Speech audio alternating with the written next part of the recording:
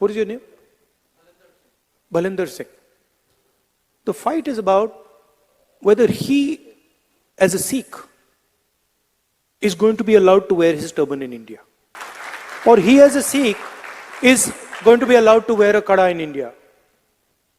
Or he, as a Sikh, is going to be able to go to a Gurdwara. That's what the fight is about. And not just for him. जब कोई बड़ा पेड़ गिरता है तो धरती हिलती है। ये राजीव गांधी के अल्फाज सन साढ़े कन्ना हमेशा गूंजते ने असीं भुल नहीं सकते 84 घेर घेर के साढ़े सिखा इतने गलों च टायर पा के चलाया गया साड़ी मां भैनों की इज्जत बेफक की गई थी असीं भुल नहीं सकते उस दिन अज विदेश की धरती से जाके कहता कि सिखा इतने आज़ादी नहीं होएगी पगड़ी दी कृपान दी कड़े दी भुल गया साडे इतिहास नूं भुल गया साडे इतिहास नूं सानू इस देश में किसी तरह की कोई दिक्कत नहीं असीं अपनी पग्गां भी पा के जाने कड़े भी पा के जाने कृपाना भी पा के जाने हर थां ते जाने हैं। दोस्तों नमस्कार आदाब सत श्री अकाल। मैं हूं धर्म विजारवाल। राहुल गांधी अमेरिका दौरे पे हैं और जब जब राहुल गांधी अमेरिका या कहीं पर भी बाहर विदेशों में जाते हैं तब ऐसा देखने को मिला कि उन्होंने हर बार जाके बाहर विदेशों में भारत को बदनाम करने की कोशिश की है या भारत को नीचे दिखाने की कोशिश की है। इस बार भी उन्होंने कुछ ऐसा ही करा। अभी कल एक प्रेस कॉन्फ्रेंस में उन्होंने यूएस में कहा कि एक सिख से बात करते हैं कि जो सिख समुदाय के लोग हैं इनको हिंदुस्तान में कड़ा नहीं पहने देना जा रहा, उनको पगड़ी नहीं पहने देनी जा रही और इस तरह की झूठी बातें जो उन्होंने कही हैं और वो भी अमेरिका में खड़े होकर। जबकि देखने को ऐसा मिला कि कई बार अमेरिका के अंदर सिखों के ऊपर कई तरह के प्रतिबंध भी लगाए गए हैं और इस तरह का प्रोपेगेंडा फैलाने का क्या उनका उद्देश्य है, क्यों ऐसा फैला रहे हैं, उसके बारे में आज हम थोड़ी सी बातचीत करेंगे। What is your name? Balinder Singh. The fight is about whether he, as a Sikh, is going to be allowed to wear his turban in India.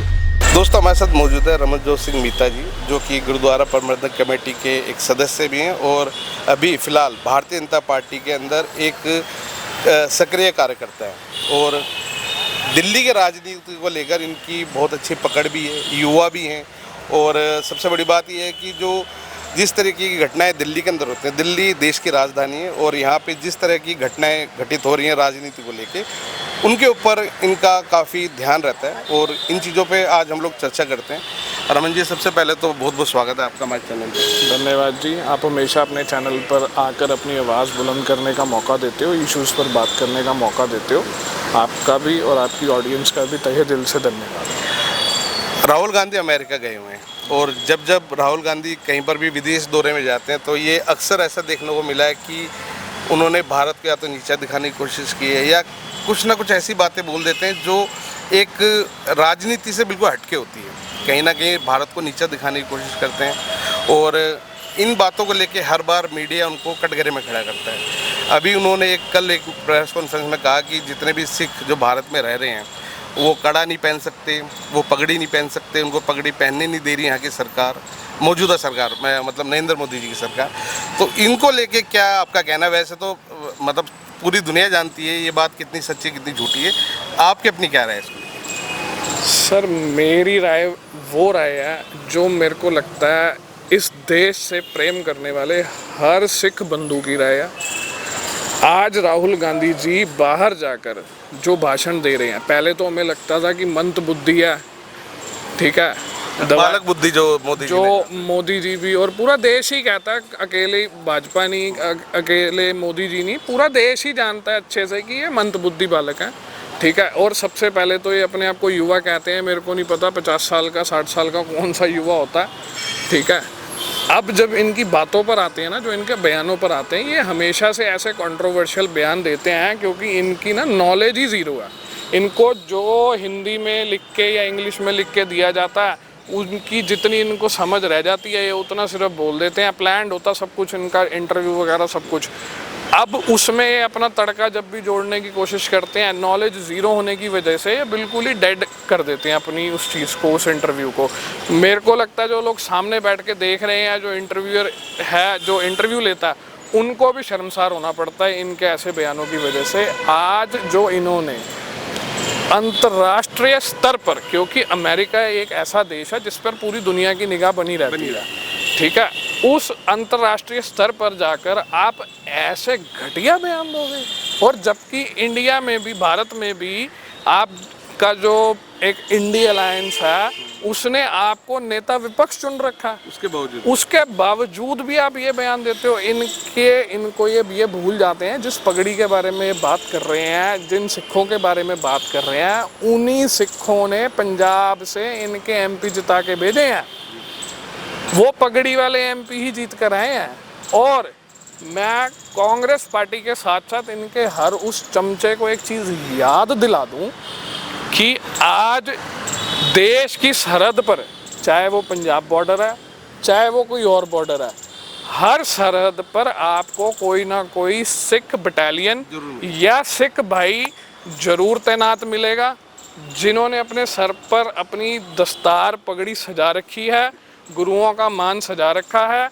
उस पगड़ी को पहनकर वो आपके देश की सीमाओं की रक्षा कर रहे हैं, तभी आप जैसा मंदबुद्धि भारत देश में पल रहा है। अगर वो वहाँ पर रक्षा ना कर रहे हो या उनको वहाँ पर पगड़ी बांधने के लिए मना कर दिया या उनको कोई प्रॉब्लम आ रही हो, तो आप तो वैसे ही अनसेफ हो गए। जितना पगड़ी वालों के लिए देश आज की डेट में सेफ है, मैं थोड़ा हिस्ट्री की भी बात कर देता हूँ, क्योंकि हमारे लोगों को ना इतिहास भूलने की बीमारी है। तो हमारे देश के लोगों को ये याद रखने की ज़रूरत है कि जब हिंदुस्तान का और पाकिस्तान निकला था, विभाजन हुआ था 1947 में, तब पाकिस्तान में सिखों की और हिंदुओं की आबादी लाखों में थी, बिल्कुल थी।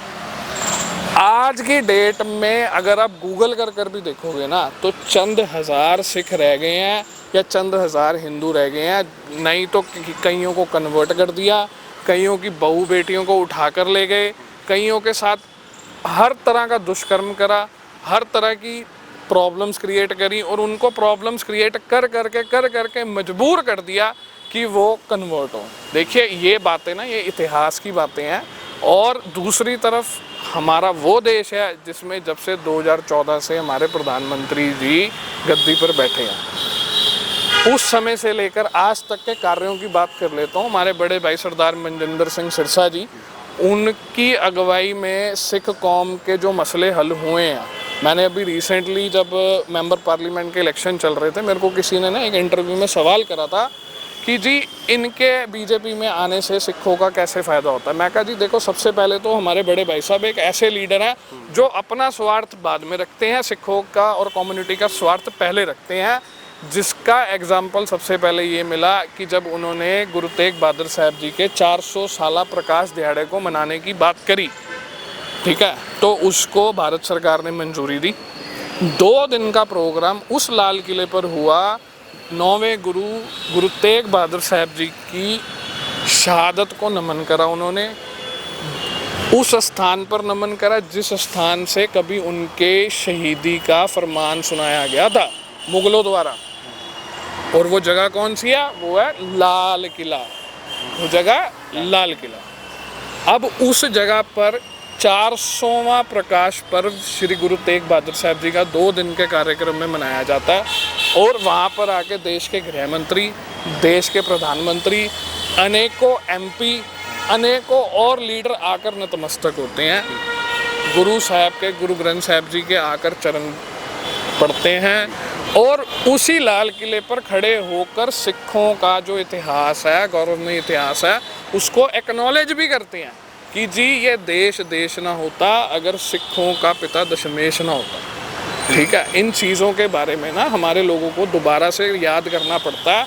और जो ये बाहर जाकर ऐसी भद्दे बयान देते हैं, ऐसी घटिया शब्दावली बरतते हैं और आपसी भाईचारा बेसिकली ख़राब करने की कोशिश करते हैं। और मुझे ये कहने में भी कोई हर्ज नहीं है कि कहीं ना कहीं इनको किसी खालिस्तानी ने ये बयान देने के लिए मजबूर भी करा हो। नहीं, और सबसे बड़ी हैरानी की बात है कि राहुल गांधी ये बयान देते हैं अमेरिका जाके, जबकि अमेरिका में कई बार सिखों के ऊपर प्रतिबंध लगाए गए हैं। कई बार ये घोषणाएं की गई हैं कि भाई सिख वहाँ पगड़ी नहीं पहन सकते या कड़ा नहीं पहन सकते, या आज भी कई फ्लाइट्स के अंदर प्लेन के अंदर उनको किरपान ले आने के लिए मनाही है। और उस जगह जाके वो ऐसा बयान देते हैं कि भाई हिंदुस्तान में सिख पगड़ी नहीं पहन सकते। देखिए, अमेरिका में प्रतिबंधों के बारे में मुझे ज़्यादा जानकारी नहीं है, तो मैं उस बारे में नहीं बोल सकता। हाँ, जो एयरपोर्ट वाली और जो प्लेन वाली बात करी है वो आपने बिल्कुल 100% सही करी है। वहाँ पर क्या इंटरनेशनली कहीं भी अगर हम ट्रैवल करते हैं किसी भी फ़्लाइट में, तो किरपान अपनी पहन के जाना अलाउड नहीं है। गले में एक छोटी किरपान पहन के जाने के लिए कहते हैं। और एक ऐसा समय भी आया था, मैं याद करवा देता हूँ, शायद ये कुछ बातें ना पर्दे के पीछे रह जाती हैं, लोगों तक पहुंचती नहीं है, पर हमें उन चीज़ों की जानकारी इसलिए क्योंकि हम उन चीज़ों के इर्द गिर्द रहते हैं। मैं एक छोटी सी एग्जांपल दे देता हूँ। मैं दिल्ली से गुरुद्वारा प्रबंधक कमेटी का जिस एरिया से, जिस कॉन्स्टिट्यूंसी से संगत के आशीर्वाद से मेंबर बन के गया हूँ, उसमें द्वारका एक एरिया जुड़ता है। द्वारका, पूरी द्वारका उसी कॉन्स्टिट्यूंसी का पार्ट है। एक दिन द्वारका से मुझे एक सिख भाई का फ़ोन आता है जो कि विस्तारा एयरलाइंस में पायलट थे। उनका मेरे को कॉल आया, उन्होंने मुझे एक चीज़ बोली, मेरे ध्यान में लाई कि भाई साहब अभी रिसेंटली सीआरपीएफ ने एयरपोर्ट के ऊपर जो अपनी सिक्योरिटी गाइडलाइंस है उनको रिवाइज करा है, जिसके अंतर्गत उन्होंने पायलट्स को भी ये छूट ख़त्म कर दी कि वो किरपान पहन के फ़्लाइट नहीं उड़ा सकते। ये उन्होंने छूट ख़त्म कर दी कि उनको भी अब अपनी किरपान उतार के जाना पड़ेगा। मैंने उनसे पूछा, मैं कहा जी फिर आप जितने भी सिख पायलट हो, आपका क्या इसके प्रति वो है, प्रतिक्रम है, और आप इस पर क्या चाहते हो? तो उन्होंने मेरे से कहा, कहते भाई साहब देखो, आप हमारी नुमाइंदा कमेटी हो, इलेक्टेड मेंबर हो, हमारी सिर्फ आपसे इतनी रिक्वेस्ट है कि इसको रिवाइज़ करवाओ और जैसा पहले होता था वैसा करवाओ, ठीक है। तो मैंने अपने बड़े भाई साहब को, सरदार मनजिंदर सिंह सिरसा जी को फ़ोन करा। उनकी नॉलेज में वो चीज़ पहले से थी। मैंने उनसे बात करी, उन्होंने कहा हाँ रमन, मेरी इस बारे में बात हो रखी है, डॉक्यूमेंट्स मेरे पास आ रहे हैं, मैं बात करके तेरे को अपडेट कर देता हूँ। मुझे नहीं लगता 48 घंटे से ज़्यादा का समय गया होगा, उस सीआरपीएफ की गाइडलाइंस को रिवाइज करा गया। उन पायलट्स को अपनी कृपान पहन के अपने जो चिन्ह हैं वो पहनकर जाने की अनुमति दे दी गई। तो ये देखो कितनी हैरानी की बात है कि दुनिया में जो चीज़ें प्रतिबंधित हैं, क्योंकि किरपान जो है सिखों के धर्म से जुड़ी नहीं, हुई है। इस पे मैं आपको थोड़ा सा करेक्ट जा कर सकते हैं देता हूँ। आराम से। मैं थोड़ा सा करेक्ट कर देता हूँ कि किरपान कहीं पे भी दुनिया में प्रतिबंधित नहीं है, ठीक है। सिर्फ कुछ फ्लाइट, flights के अंदर, कुछ flights के अंदर, flight के अंदर। सिर्फ इंटरनेशनल फ्लाइट्स उनको ऑपरेट करने से डर लगता है कि अगर किरपान लेके जाएं कल को कोई वारदात ना, क्योंकि हमें देखो इस चीज़ में झिझकना नहीं चाहिए। जो हमारे देश के टुकड़े करने की कोशिश करते हैं वो हमारे भाई बंधु कभी नहीं हो सकते, ठीक है। और देश के टुकड़े करने वालों में जहाँ पे टेररिस्ट का हाथ है, वहाँ पे खालिस्तानियों का भी पूरा आता है। वो भी टेररिस्ट ही हैं एक तरह के। तो वो लोग इन चीज़ों का मिसयूज़ ना करें, उन जैसा कोई बीच में आके हमारी कम्युनिटी का नाम ना ख़राब करे। इन सारी चीज़ों का देखो ध्यान में रख कर ही कार्य करे जाते हैं, पॉलिसीज़ बनाई जाती हैं।